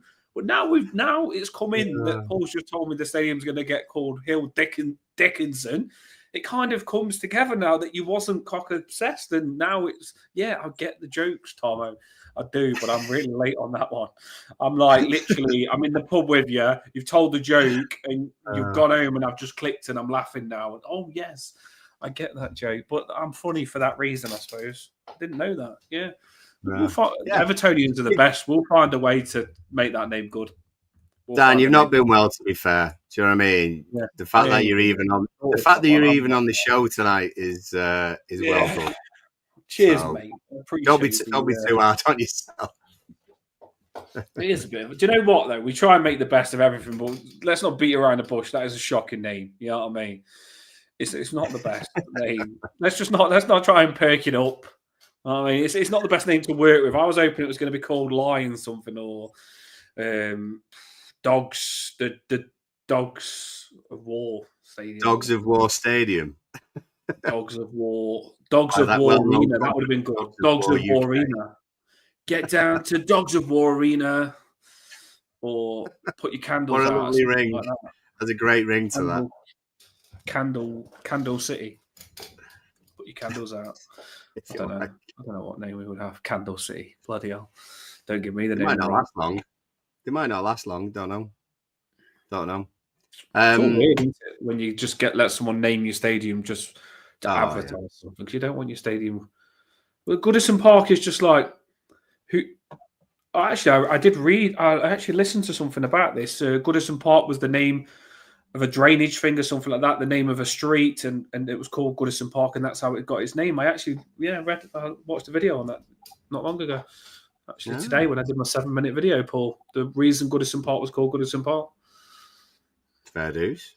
Very good. I would have liked to have shown quite a few things tonight because I have in my ridiculous wisdom been saving It's so easy to rip ourselves, isn't it? You know what I mean? That's Everton all over, isn't it? Yeah, because I've actually been saving lots of Everton pictures, on social media that I've just saved like the best ones, and it's just been a massive collection. So I was open to show one or two tonight, but if I can just show these, which would be my best memory of Goodison, I just wanted to indulge if that's okay. So I did actually do what Mark Thomas did, and played on it. We did that experience where you donated and you were able to play in a position, pick your number, all that sort of stuff. It was amazing. Took my daughter out onto the pitch as the mascot with the siren and the Z cars playing and everything else. There's everyone at the end. And these are just a couple, to be fair. Did it with my mate. Brando collar as well then, Paul, button undone, I noticed on that first picture. It was, I know, yeah. Good business. Kit that year. Still got it. It's a bit tighter than it used to be. But there was a moment, first half, in fact, actually probably after about 20 minutes, ball's on the right-hand side, and I'd make a little run away from a defender. Cross comes in, and put it in the Gladys Street end. Look at the smug there after he's ready to celebrate. Absolutely. Go back to the other picture. That other picture's class as well. Go back to the other one. That one. No, go back. That one. Not that one. What a picture that is, though. That's a class picture, that is, isn't it? That's brilliant. You know what? That we absolutely loved it. We loved it and all. I asked Ian if he wanted to go. He absolutely loved it on the day, and he loved the fact actually that Alan Stubbs played on our team. We were against Pat van der Nouw, and Stubbsy and van der Nouw said to him when we were after the game, we were in that that team photo. I think they said to him, "Have you played? Have you played at like eye level or something?" And he was the biggest beam on his face. Bless him. Absolutely loved it. Yeah, so it was a great day. Managed to score at Gladys Street, and I was told I had to celebrate. You got to make the most of it. So, what a celebration do I do? Went to the corner flag, gave it the old Kale, and boots. I know, proper Allen Ball boots. And I just loved it. I loved the day, and I was sort of just caught up in playing and everything else. But I had my family watching, and everyone was watching in the stand. And my dad said afterwards, it was dead emotional because you scored. You know, you've got your dream of scoring at Gladys Street, and I know it's only a friendly and everything else, but yeah, it meant a lot. Meant an absolute bomb, to be honest. It was just, yeah, it was class. Won't forget that. Won't ever forget that. No, it's good memories, to be fair. I wish I could have done that. I didn't get to score at Goodison Park. We've seen Tony Bellew do it as well the other day. Good celebration, that as well, Tim Cale. In the comments now, we are coming to an end. And as Paul's just saying that, we did mention it as we was going to ask it. And it's been a longer show than what we planned, but people have kept commenting, so we've kept with you. That's what we do. We don't just turn our nose at favourite player? I know I've probably said it before because I'm obsessed with this man. But let us know in the comments now. That's about all we've got to put on the screen, isn't it, Paul? Should we finish it on favourite player? Yeah, we can do. I mean, I could go on all night, everyone. Danny, favourite time was picture taken at West Brom home game. 30,000 crowd. The cushions rained on the pitch. Yeah, I remember that one. There's so many. Rod had to go home sick after the Wimbledon game. Massive headache. It was a mad day, absolutely mad day. The longest day, Doyley says. It's like a 3-day bender in 8 hours. It did feel like that.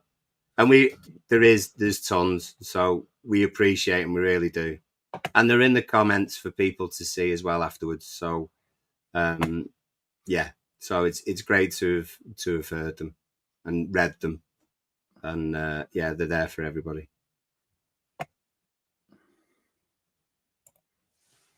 There you go.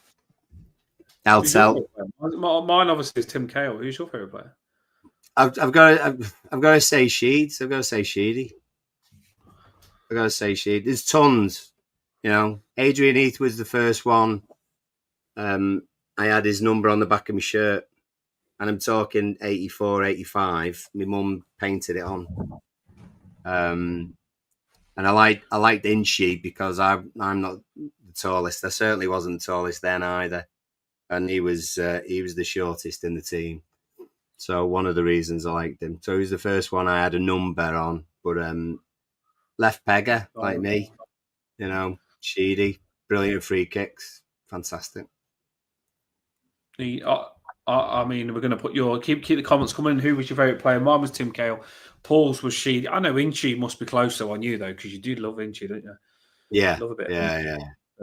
Nick Carr says Inchie as well. Tomo's favourite player. I mean, I was going to say this instead of Cale, but it was close. It was either Tim Cale or it was Gbamin, but I don't think I've seen enough of Gbamin for him to be my favourite player.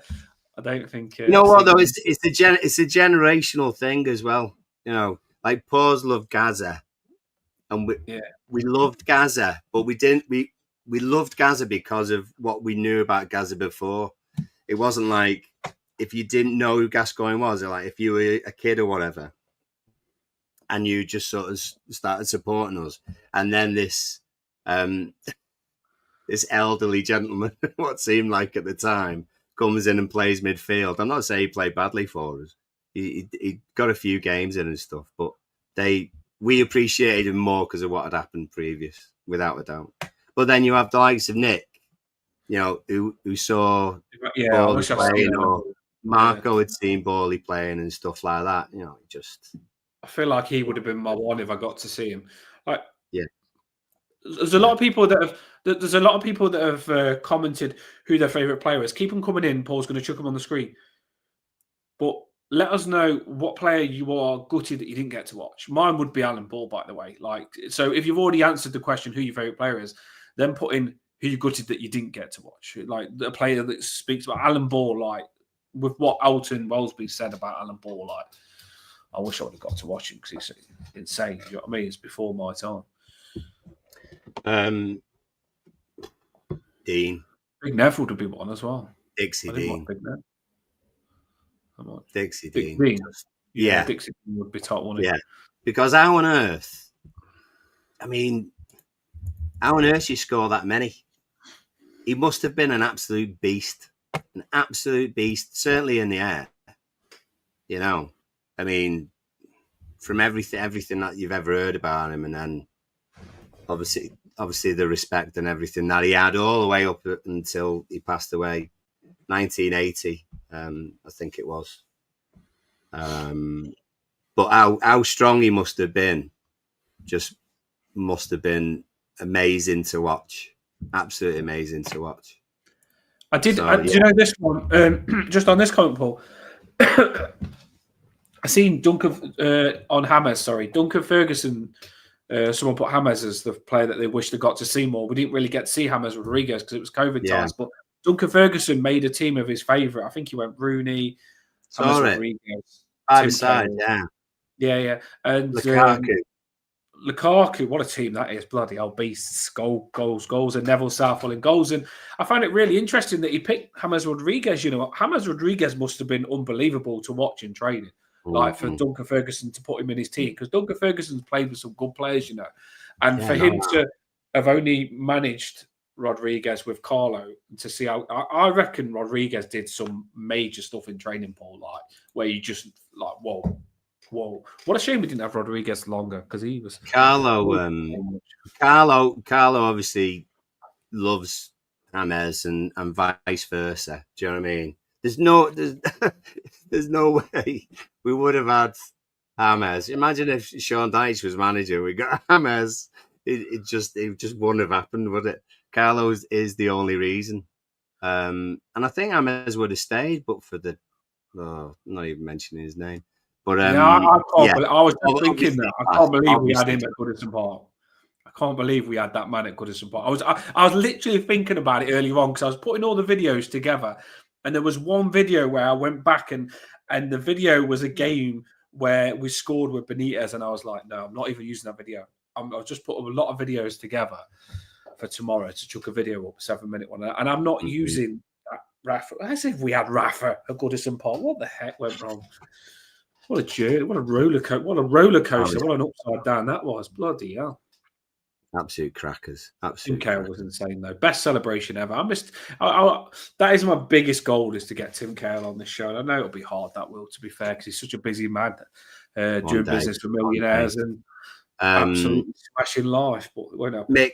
Mick Lyons class. I remember being a kid and there was a charity game at Marine. My dad and my uncle took me down. Everyone ran on the pitch afterwards. And I got a piece of paper and a pen, and he signed it. I say he signed it. I think it was a circle. It wasn't necessarily his signature, but just the fact. I mean, my dad and uncle were chuffed that I got something off Mick Lyons. He was a beast. He was an absolute beast. He was. Did you see that? I mean, keep them chucking them on, Paul. Did you see that rumor that just before we come on the channel? It said Everton are looking at Lukaku for 33 million. That's wrong, isn't it? Did you see it? It was no, I didn't see that. Lukaku, 33 million. I don't know. That must have been bull crap. They also said Richarlison for 40, and we know how well that went down in the interview. So Glenn Keeley. Dan won't know who Glenn Keeley is. And it's slightly before my time, but we got hammered, Dan. We got hammered by Liverpool 5-0 in the 80s. And we'd signed a centre-back called Glenn Keeley. And he was at fault, I think, for the first 2 goals or something like that. And then got sent off. And I'm not sure he played for us again. It was like a Coldrup kind of signing. which didn't stick very well, as far as I can remember. Anyway, let us know in the comments if it was anything different. But yeah, notorious. Tons. Dean, Dixie, yeah, the 60 season. The scoring hat trick, was it against Arsenal that he scored hat trick and got the 60? Golden Vision, Alec Young. I mean, these are they're just stories to us, but being able to see him would have been immense. Gray, Reed's Cross Gray, yeah, all that, you know. It's a bad coach. Tommy Lawton. Post-war, Tommy Lawton.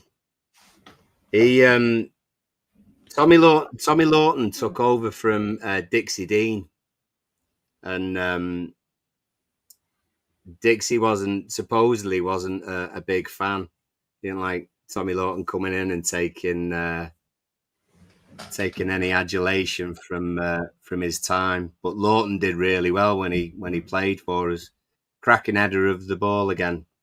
You know, that's where our histories come in of big centre forwards who can header a ball. It never even stopped, did it? Just carried on. You know, Bob Latchford and everyone else. So do you know, give you another player that's nowhere near as good as some of these legends that has been put up, but another player, McFadden. Yeah, McFadden, mate, McFadden. Well, that he's got I love a screamer, Paul, and he had that. Do you know the one where he chipped it over a player, where he chipped it over the player and then hit the volley? Last minute. Charlton, he had some bolts in him, didn't he? McFadden. Very underrated goal. That very underrated. Even these, like some players, like that's the thing. Like some players wasn't perfect, but you loved them. Like Yobo wasn't perfect, but you loved him. Hibbo wasn't perfect, but his arms out when he gets the ball, you love him. Yeah. Gascoigne, you loved him at Everton. What a freaking guy! Like I say, McFadden, his goals. Kilban, he was random, but I liked him. There's some good players. Jeffers was a random one. He was decent. Wasn't he, Jeffers? That season, like Kilban, for example, season we qualified for Champions League. If you think about who was playing, we had Marcus Bent up front. You know, Osman was doing what Osman does, but Kilban was playing. We had Gravison. You know, I think we had. Did we have Carsley at that point? We probably did. Yeah, Carsley come from Derby. Carsley did. Lee Carsley was good as well. He come from Derby. He was solid. They were just two the two baldies in the middle. I love the fact that lots of commentators couldn't tell Gravison and Carsley apart until they got the ball, and then obviously they could tell. But yeah, that was proper shine in that middle. That was literally when everybody used to watch Coronation Street, EastEnders and Emmerdale, and when Grant Mitchell and Phil Mitchell was hardcore back in the day when you used to watch EastEnders and you was like Skinheads was popular, Grant Mitchell and Phil Mitchell like hardcores, and then Everton come along with Carsley and Gravison Skinheads and hardcore. I liked it. We all did like it, didn't we? We did. Hardcore. We did. Yeah, loads. Sunday is going to be special. The fairy tale. You want the fairy tale ending. I mean, was like another team who left their ground. Well, actually, Southampton. Southampton's last game at the Dell. They were safe that season. They played Arsenal last day, and they were 2-2. And then, of all people, in injury time, I think it was as well, Letitia, probably their greatest ever player, depending on who you ask. Absolutely, hammers one in, top corner. Injury time, winner, win 3-2. Now, that'd be class. Seamus Coleman, back post header or something daft. You know, screamer from 40 yards, don't care. However it goes in. Fairy tale ending on Sunday would be a dream. Would be an absolute dream. Yeah, we've got to make it right. And I wouldn't tell any. Oh, I wish I was there. I really do. Hopefully, I get well quick and I'm outside the stadium. But What I would say is no matter what the result, that's your last moment with Goodison Park, and you are lucky you've got it, because a lot of people haven't got it that want it, and I know a lot of that stadium will be rocking. Whatever the result, it's more about you having a good time with Goodison Park, giving her a good send off, than the actual bloody result. And I know that's bad to say, but that's what I think. People might disagree, but I generally think. I hate like the thought of Goodison rocking when we're losing, but even if we was losing, I'd like to think that Goodison is rocking, and we just say thanks to the old lady, because that's what it's all about tomorrow. The league's done for us. We want to finish 13th, of course we do, but the 133 years, that ground, 133 years. That's something. That is 133 years of historic ground like that. And I know the ladies are going to be playing it, but it's going to be different, and it's going to be their own thing. So I think it's the Premier League men's football. It's the last game, and I think Goodison is going to be rocking. We've just got to make sure it is rocking. And I might end up watching it on TV, but I know that the Goodison people will do us proud. That is going to be rocking, Paul, isn't it? It's going to be epic. It will be. It's going to be sad, but I do feel there's going to be a lot of songs about it and stuff like that. It's the last one. We won't be the Premier League men's team will never be in Goodison Park again. So leave everything, the old lady, and thank her for staying in the Premier League all that time. And I do think it can be a watershed moment for us as well. No pun intended with the new stadium and stuff. We're definitely a species who looked back at what we've had before and appreciated it and treasured it and everything else, and that's led into what we do and have done for however long. But Bramley-Moore can be a bit of a watershed moment where we can take that with us, not have it as a shackle or have it as a something to beat us over the head with, but actually for us to have that within us, but go forward and improve and build and everything else, because that is what Goodison is.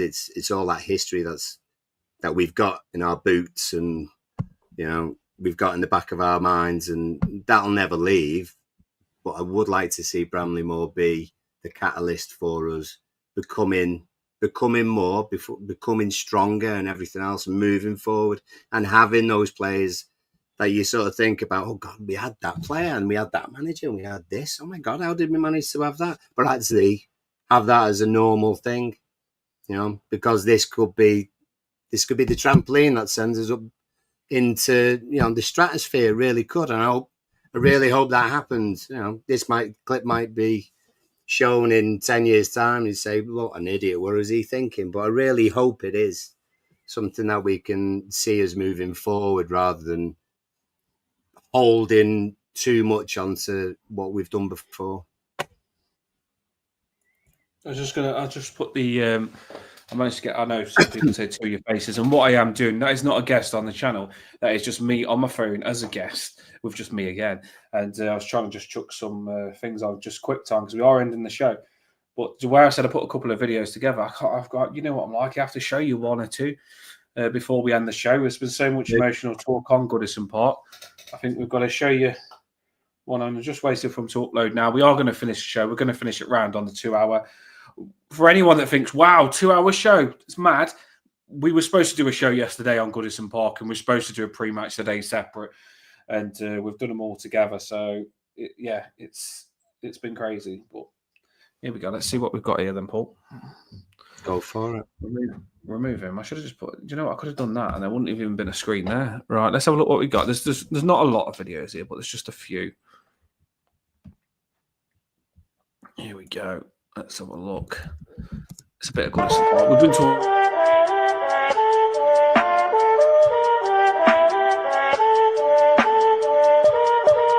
Drop it.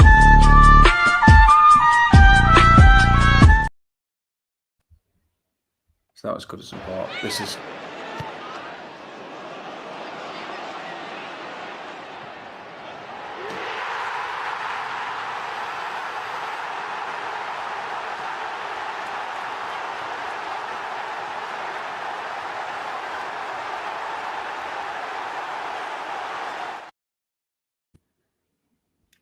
That's mad. That I think I think this was when we stayed up, Paul.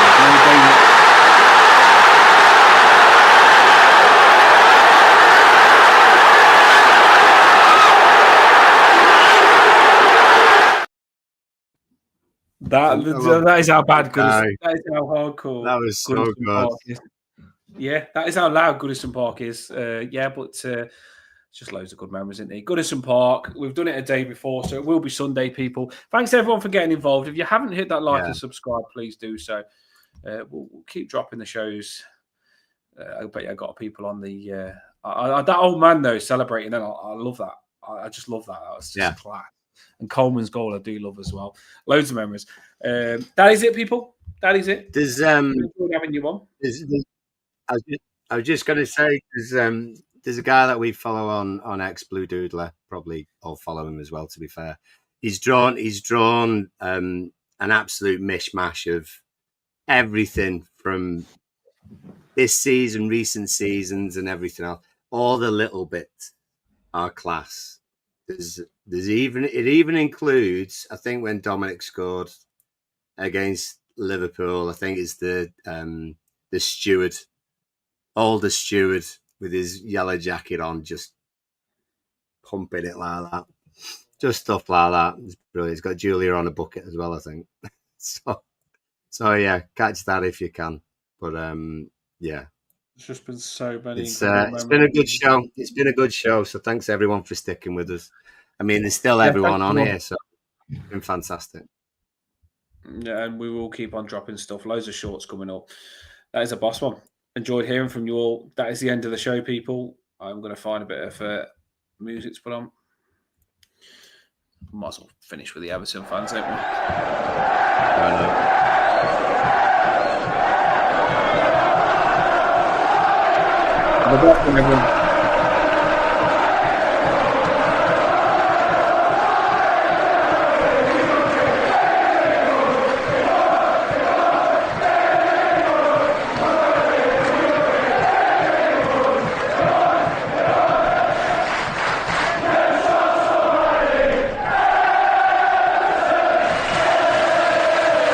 Here it off the board.